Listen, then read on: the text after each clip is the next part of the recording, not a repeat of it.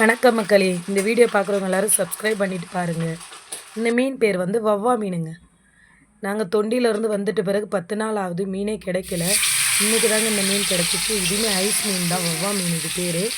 1 kilo 220 ரூபாங்க. அவங்க cut பண்ணி கொடுத்தனால 220 ரூபா.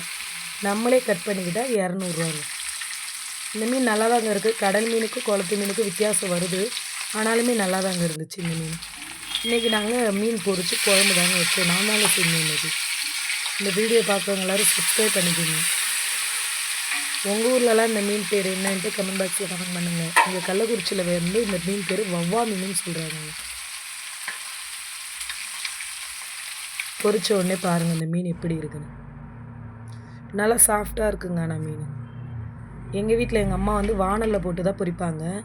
நான் வந்து எங்கள் வீட்டில் பொரிக்கிற மாதிரி தோசைக்கல்லில் போட்டு தாங்க பொரித்தேன். தோசைக்கல்லில் போட்டால் தான் எண்ணெய் அதிகம் குடிக்காது, அதனால் தோசைக்கல்லில் போட்டு பொரித்தேன்.